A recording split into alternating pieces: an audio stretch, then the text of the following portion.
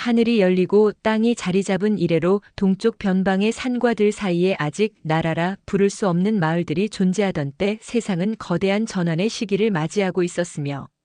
고조선의 그림자가 서서히 사라져가던 그 시기 지난 지역의 6마을은 서로 엇갈린 뜻을 품고도 살아가고 있었으니 알천 양산촌, 돌산 고허촌, 무산 대수촌, 금산 가리촌, 고야촌, 취산 진지촌이 바로 그것이었고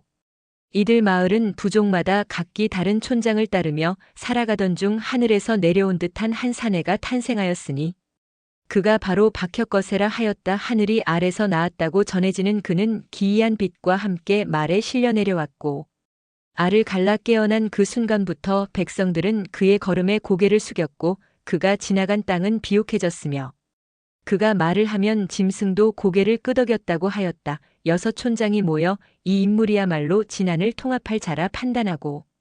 만장일치로 그를 왕으로 세우니 이때가 바로 기원전 57년이라 하였고 나라 이름을 사로국이라 부르되 후에 신라로 바뀌었으며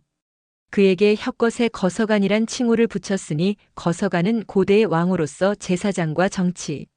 지도자의 역할을 겸한 신성한 지위였다. 그가 통치하던 시기 나라의 질서는 빠르게 정비되었고 백성들은 그를 신으로 모시듯 따랐으며 왕비 아령 또한 특이한 기원에서 태어난 인물로 전해지니 두 사람의 결합은 곧 하늘과 땅의 결합으로 여겨졌다. 혁거세는 나라를 다스리며 땅을 넓히고 제도를 정비하였으며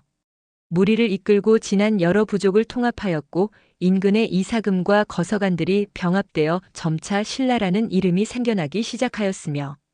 그가 죽자 하늘에서 내려온 백마가 시신을 싣고 어디론가 사라졌다고 전해지는데 사람들은 이를 두고 왕이 다시 하늘로 돌아갔다 하였고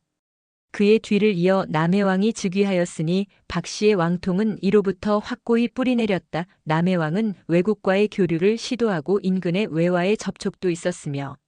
국가 체제를 정비하고자 하였고 그의 치세는 비교적 평화로웠으나 여전히 주변 세력들의 위협은 존재하였고 이어 유리 이사금이 왕위에 오르자 비로소 이사금이라는 칭호가 본격적으로 사용되기 시작하였으며 이는 연장자나 대표를 의미하는 말로 군주라는 개념의 정착을 뜻하는 변화였다. 유리 이사금은 아들들이 많았고 왕위 계승을 두고 여러 설화가 전해졌으며 특히 그 중에서도 탈해는 원래 다른 지역 출신으로 해변에서 괴짝을 타고 떠내려온 이방인이라 전해지나 유리 이사금의 인정을 받아 차기 왕으로 세워졌고 탈해 이사금은 뛰어난 무용과 지혜를 바탕으로 나라를 안정시켰으며 그가 다스리던 시기 외국과의 무역과 긴장 관계가 얽히기도 하였고 서라벌의 도성을 정비하며 중앙 통치를 다져갔으니 이때 신라의 초석이 보다 확실해졌고 이후 파사이사금, 지마이사금, 일성이사금 등 박씨와 석씨가 번갈아 왕위를 계승하는 가운데 각 왕들은 신라의 기틀을 하나하나 닦아갔다. 초기의 신라는 삼국 중 가장 늦게 성장한 나라였으나 내부의 결속과 신성한 왕권의 유지로 인해 점차 세력을 넓혀갔고 주변의 사로국을 병합하고 점차 북쪽으로 영역을 확대하기 시작하였다. 한편 북쪽에서는 고구려의 기상이 불타오르고 있었으니 그 시작은 바로 주몽에서 비롯되었다. 주몽은 하늘의 기운을 타고 태어난 자라 하였으며 그의 어머니 유아부인은 하백의 딸로서 천재의 기운을 품고 낳은 알에서 주몽이 태어났다고 전해지니 그가 말을 타고 활을 쏘면 100걸음 안의 짐승은 결코 놓치지 않았고 동부여에서 자라며 뛰어난 무예와 지략을 보여주었으나 금화왕의 아들들이 그를 시기하여 해를 끼치려 하자 그는 마침내 나라를 떠나 남쪽으로 내려가 엄리대수라 불리는 큰 강을 말한 필에 몸을 싣고 건너니 물고기와 자라가 떠올라 다리를 만들어 주었고 백성들은 이를 두고 하늘의 선택을 받은 자라 하였다. 그는 졸본 부여 땅에 이르러 나라를 세우고 국호를 고구려라 하였으며 자신은 동명성왕이라 칭하였다. 그가 세운 고구려는 태초의 기상과 같은 용맹으로 북방의 여러 부족을 통합하고 압록강 일대를 지배하였으며 그의 아들 유리왕은 아버지의 유지를 이어받아 나라를 정비하고 수도를 국내성으로 옮겼으며 부여와의 관계를 유지하며 남하 정책을 천천히 준비하였다. 유리왕의 뒤를 이은 대모신왕은 스스로의 힘으로 나라를 강화시키고 왕권을 확장하며 고구려의 대외적 입지를 높였고 그의 뒤를 이은 민중왕과 모본왕은 각기 단명하였으나 고국 천왕에 이르러 부자 상속제가 정비되어 왕위 계승이 안정되었고 진대법을 시행하여 흉년의 백성들이 굶지 않게 하였으며 이는 고구려 역사상 가장 이른 시기의 복지 제도로 기록된다. 이후 산상왕과 동천왕은 왕권을 더욱 공고히 하였고 특히 동천왕은 위나라 관구검의 침입을 받았으나 끝내 나라를 보존하였으며 그의 아들 중천왕과 서천왕을 거쳐 미천왕에 이르러 낙랑군을 정복하고 한사군의 잔재를 완전히 몰아냄으로써 고조선의 옛 땅을 회복하는 쾌거를 이루었고 백성들은 이를 두고 조상이 다시 살아난 것이라 하였다. 고국원왕 때에는 백제의 침공으로 왕이 전사하는 일이 벌어졌으나 그 아들 소수림왕이 즉위하자 불교를 공인하고 태학을 설립하며 율령을 반포하여 국가체제를 완비하였으며 국교로 불교를 받아들인 것은 삼국 중 가장 이른 시도로서 왕권 신성화와 중앙 집권화를 동시에 이루려는 계획이었다. 이후 광개토대왕이 등장하며 고구려는 절정의 시기를 맞이하였으니 그는 18세에 즉위하여 백제와 외를 처부수고 신라를 구원하며 만주 전역과 한반도 북부를 석권하였고 그의 정복 전쟁은 실로 장엄하여 그가 말을 몰고 달리면 천군만마가 뒤를 따랐으며 장수왕에 이르러 그 아버지의 유훈을 따라 수도를 평양으로 천도하고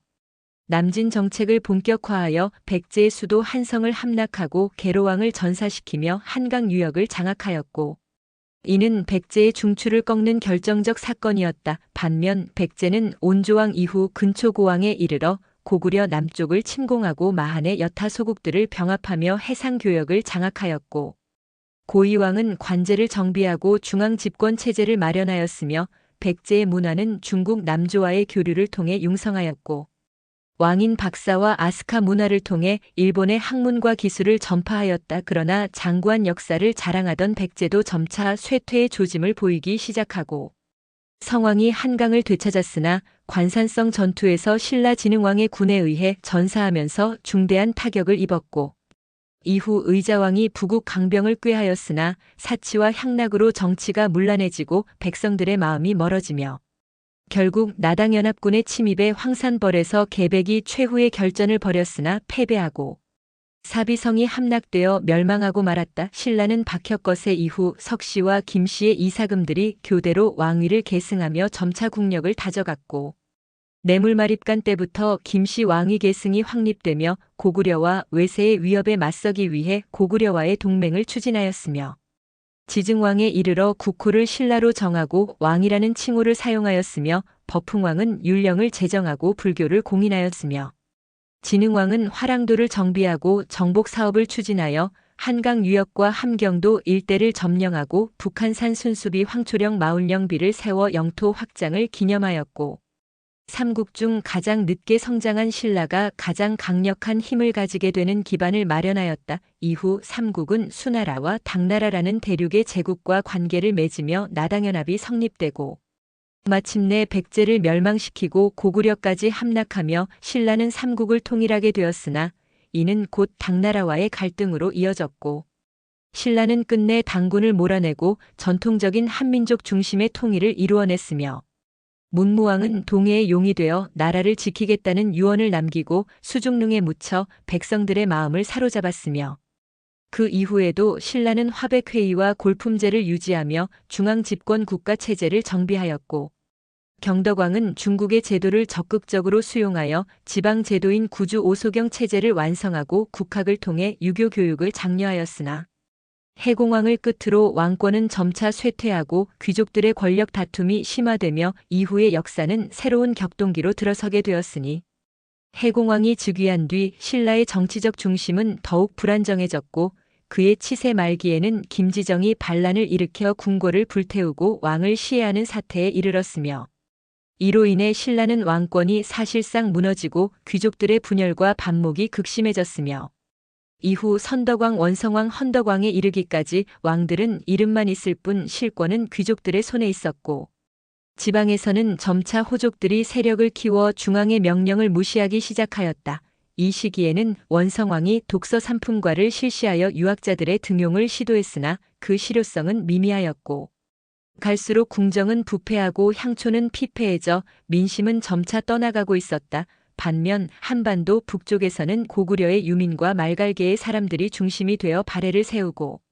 당나라와 대등한 외교를 이어가며 고구려의 정통을 이었다 주장하였고,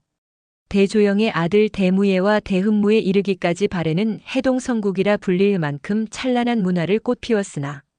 당과의 긴장 관계 속에서도 안정된 국정을 이어가며 독자적 문자를 만들고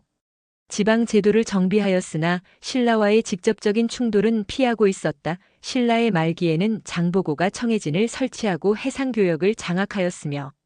중국, 일본, 동남아까지 연결된 무역망은 신라에 엄청난 부를 가져다 주었고, 그는 군사력을 갖춘 해상 세력가로 성장하였으며 한때 왕권 개입을 시도하였으나 궁정 내 정쟁에 휘말려 암살되었다. 이후 진성 여왕 시기에는 폭정과 환관, 정치의 폐해로 인해 전국에서 농민 봉기와 도적대가 일어나 신라는 사실상 중앙 통제력을 잃었으며 가장 유명한 봉기였던 원종과 애노의 난은 농민들이 직접 무기를 들고 신라 정부에 저항한 사건으로 이는 신라 체제의 붕괴를 예고하는 서막이 되었다. 이 혼란한 와중에 궁예라는 인물이 북쪽에서 부흥을 도모하였고 후고 구려를 세운 뒤 스스로를 미륵이라 칭하며 신정일치 체제를 꿈꾸었으나 폭정과 의심병으로 인해 왕건에게 밀려났으며 왕건은 후삼국 통일을 이뤄 고려를 건국하고 신라 마지막 왕 경순왕은 왕건에게 항복하여 조용히 물러나며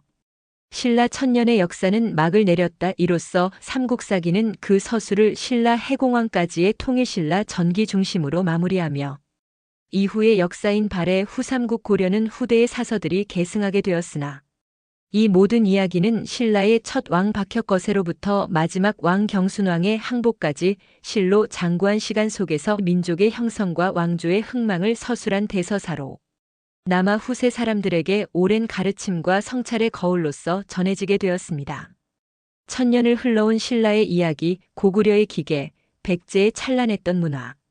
삼국이 각자의 하늘 아래서 피어나고 서로의 운명을 부딪히며 마침내 하나의 흐름으로 이어지는 이 거대한 역사는